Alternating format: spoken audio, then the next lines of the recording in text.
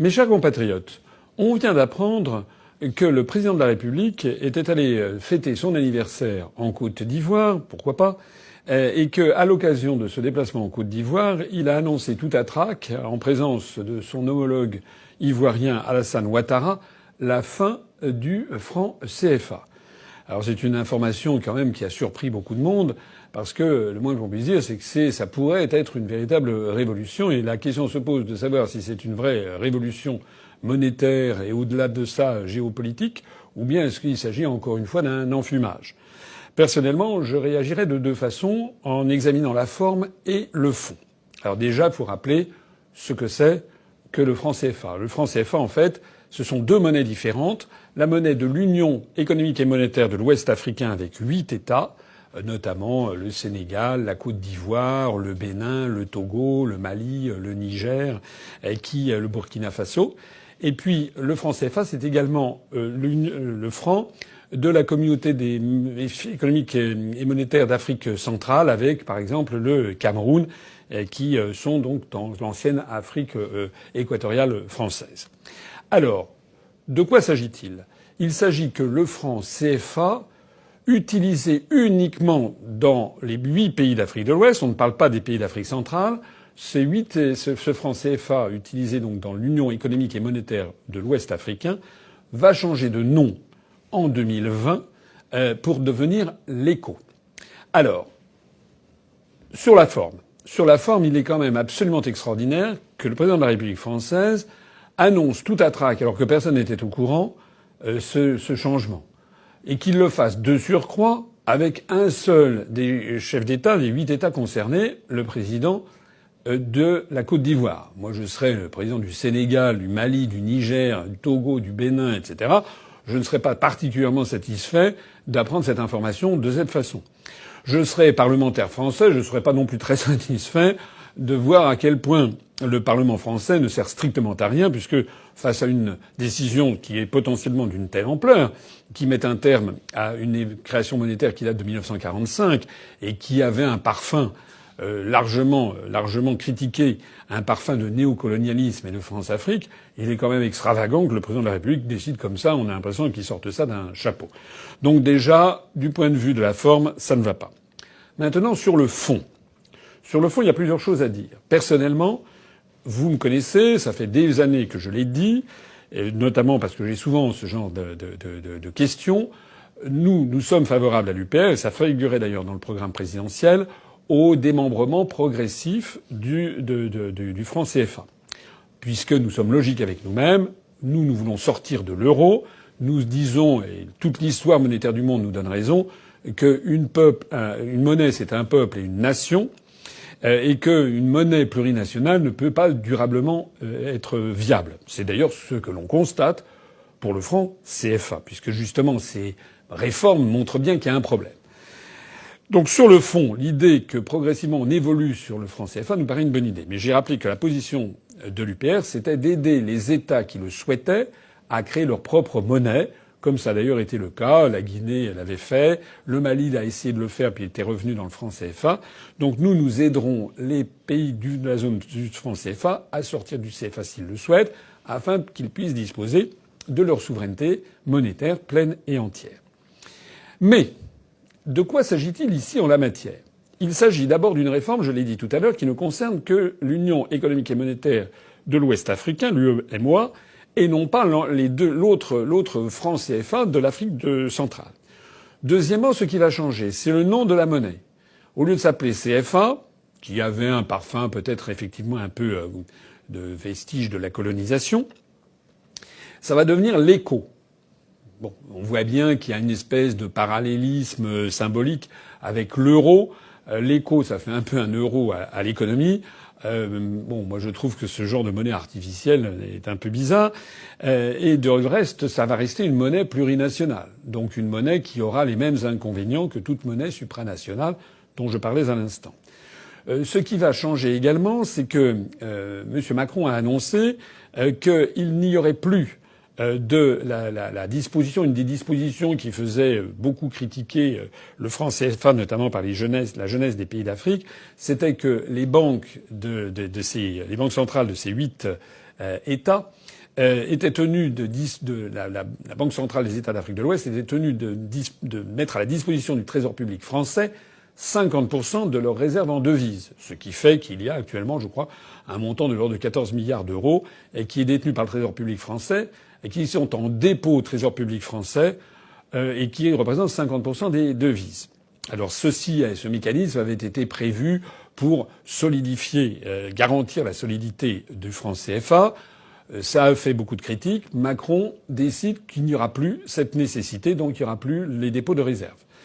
Par ailleurs encore, il y avait au sein du comité monétaire de la Banque centrale des États d'Afrique de l'Ouest et dans les instances de l'Union économique et monétaire de l'Ouest africain, il y avait des dirigeants français qui en faisaient partie. Désormais, il n'y aura plus de représentants de la France dans ces institutions. Dont acte, ça peut montrer qu'il y a une volonté effectivement de donner leur souveraineté à ces pays d'Afrique de l'Ouest. Ça, c'est sur les points qui vont changer. Mais il y a des points qui ne vont pas changer, et non des moindres. Le premier point qui ne va pas changer, c'est la parité monétaire. C'est-à-dire que le franc CFA est lié à l'euro. Donc le problème reste entier. C'est-à-dire que les États d'Afrique de l'Ouest sont handicapés par une monnaie qui a un lien fixe par rapport à l'euro. Et l'on peut donc considérer que les pays d'Afrique de l'Ouest voient leur monnaie dépendre du taux de change de l'euro et donc en particulier de la santé de l'économie allemande. Ce qui est quand même dément. Déjà, c'est trop cher pour la France. A fortiori, c'est trop cher pour les États d'Afrique de l'Ouest. Ça nuit à la compétitivité externe des produits des États d'Afrique de l'Ouest. Ça crée du chômage dans les États d'Afrique de l'Ouest. Il serait beaucoup plus sain d'avoir des monnaies nationales qui soient compatibles avec la compétitivité de chacune des économies de ces pays qui étaient nouveaux en 1960 mais qui maintenant se sont affirmés sur la scène internationale et qui ont commencé à avoir une véritable économie locale nationale. Le deuxième point qui ne reste inchangé, et là ça pose aussi un vrai problème, alors cette fois-ci pour la France, c'est que la France va conserver, elle se porte toujours garante pour la Banque centrale des États d'Afrique de l'Ouest. C'est-à-dire que si, par exemple, il y avait une pénurie en devises étrangères, c'est la France qui devrait se faire fort d'apporter ces devises à cette Banque centrale des États d'Afrique de l'Ouest. Ce qui signifie clairement que Macron a cédé sur la présence de représentants français, a cédé sur les dépôts en garantie, 50% des dépôts de devises en garantie auprès du Trésor public.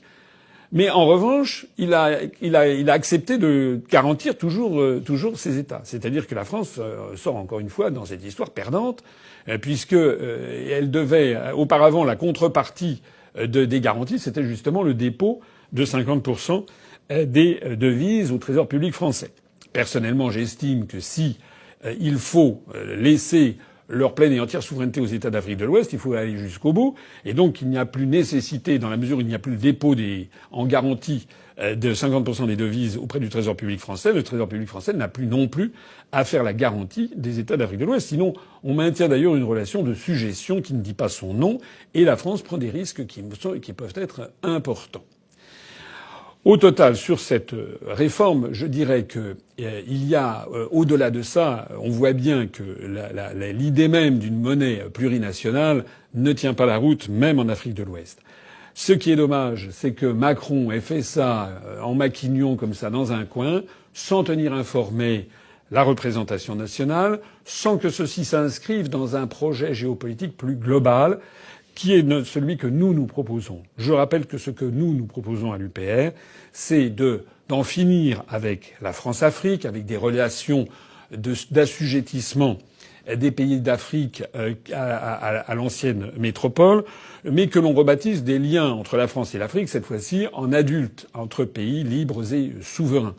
Personnellement, je ne suis pas favorable à ce qu'il y ait des repentances à répétition, parce que certes, la période coloniale a commis des crimes, elle a aussi eu des points positifs. Il faut avoir un jugement nuancé sur l'histoire. Ça, c'est un fait. Je renvoie ici à ma conférence sur l'histoire de France. Donc, je n'aime pas ces repentances à répétition, qui ne sont pas saines. Il faut d'ailleurs, les générations ont changé. Maintenant, il faut regarder vers le XXIe siècle. La deuxième chose que je voudrais dire, c'est que autant je n'aime pas les repentances à répétition, autant je ne suis pas non plus favorable à cette construction européenne qui a pour effet de nous couper de nos véritables liens, notamment avec les pays de la francophonie.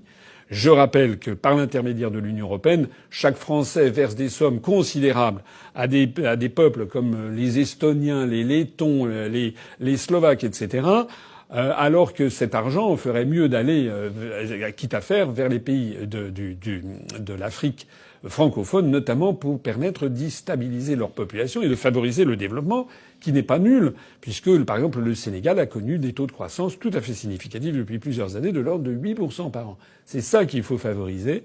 Et il faut favoriser un partenariat entre la France et les pays d'Afrique sur un véritable pied d'égalité. Un pied d'égalité qui nécessite la fin progressive du franc CFA et qui nécessite aussi que la France, n'ait plus d'intérêt particulier en matière économique et monétaire. C'est au peuple d'Afrique, à chaque peuple d'Afrique, de se gérer. Tout ça pour dire qu'en définitive, cette réforme risque d'être encore une fois un enfumage général. On ne comprend pas très bien d'ailleurs pourquoi les 7 autres chefs d'État de l'Union économique monétaire ouest-africaine ne faisaient pas partie de la réunion. Pourquoi ceci a été décidé sur un coin de table. Pourquoi d'ailleurs Macron a changé de pied, puisqu'en 2017, il se déclarait favorable au franc CFA. Enfin, c'est de l'approximation, c'est du en même temps, c'est-à-dire du n'importe quoi, typique de Macron, et ça ne s'inscrit pas dans une géopolitique. Lorsque Macron prend des grandes positions sur le fait que si, que ça, la France et l'Afrique, nanana, concrètement, il est un des vassaux de l'oligarchie euro-atlantiste qui tient la construction européenne.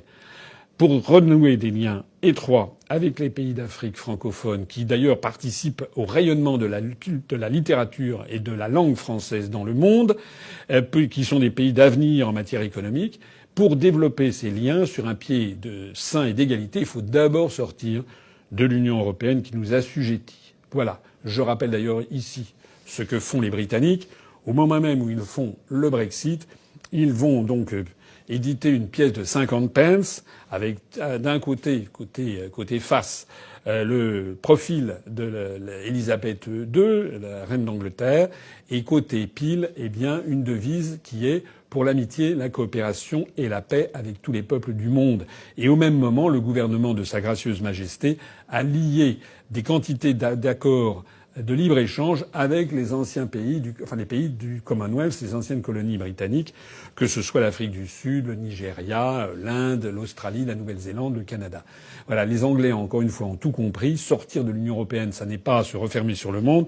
C'est au contraire se rouvrir sur le monde et en particulier vers les pays avec lesquels on a une longue histoire, une histoire faite de bien des choses, des hauts et des bas, du bien et du mal, des crimes et des œuvres extraordinaires. C'est le propre de l'histoire humaine. Mais ce qu'il faut au XXIe siècle, c'est regarder tous ensemble vers l'avenir. C'est ce que nous proposons. Nous proposons aux Africains de reprendre leur indépendance, leur souveraineté monétaire. Cette petite réformette de l'écho n'en est qu'une simple apparence. Nous voulons couper les liens de sujétion entre la France et les pays d'Afrique, mais remettre ça sur un pied d'égalité. Et l'une des mesures phares que nous proposions, c'était justement d'essayer de proposer la recréation, qui avait été prévue d'ailleurs par Charles de Gaulle et qui était tombée en désuétude, d'une espèce de parlement de la communauté des États francophones qui pourrait siéger dans les locaux de l'UNESCO à Paris, que nous laisserions, que nous viderions des pays de l'UNESCO, puisque sortant de l'Union européenne, le siège du Parlement européen à Strasbourg deviendrait vacant. Nous proposerions à tous les États membres de l'UNESCO d'aller dans les locaux beaucoup plus grands du Parlement européen à Strasbourg, donc ils seraient beaucoup plus à l'aise.